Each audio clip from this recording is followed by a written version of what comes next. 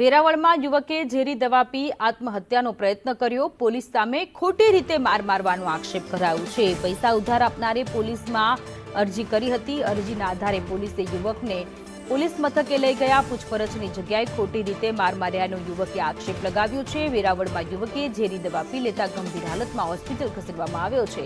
Prabhas Patan police દ્વારા police ચોકીએ બોલાવી માર માર્યાનો આક્ષેપ છે। કસીમ મોહમ્મદ ગોહેલ નામના યુવકે ઝેરી દવા પીધી સરકારી હોસ્પિટલમાં સ્થિતિ ગંભીર જણાતા ખાનગી હોસ્પિટલમાં એડમિટ કરવામાં આવ્યો।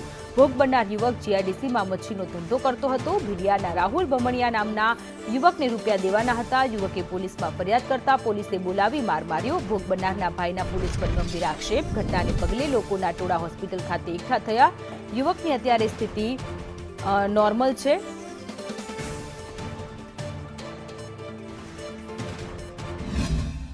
પોલીસ ચોકીમાં બપોરના બોલાવ્યો હતો 11 ને 12 વચમાં। તો એને માર માર્યો, ગાલી બોલી। પછી ઘરે આવીને પછી મને કે હવે તું છોકરાનું જાણ રાખજે કે મને પ્રેશર બહુ છે, બરાબર, એટલે હું હવે મરી જઈશ।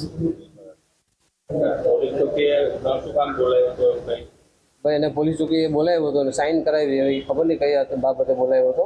ત્યાં કાસમભાઈ હતા ને સામે જે પૈસા માંગે છે ને એ કોઈ રાહુલભાઈ કરીને ભીડિયાનો વેપારી હતો। તો કાસમભાઈ એને કીધું, ઓલા ભાઈ જમાદાર છે એને પૂછ્યું કે ભાઈ તું આ પૈસા કેદી આપીશ? તો કે મારા પાસે અત્યારે પૈસા હાજરમાં નથી। તો તમે કેદી પૈસા આપશો? તો કે મેં આ ભાઈ પાસેથી માલ લીધો છે, મારે એને પૈસા દેવાના છે અને હું પૈસા મેં કેરેલાની એક કંપનીમાં માલ નાખ્યો છે, એ ત્યાંથી પૈસા આવશે એટલે હું ભાઈને પૈસા આપી દઈશ।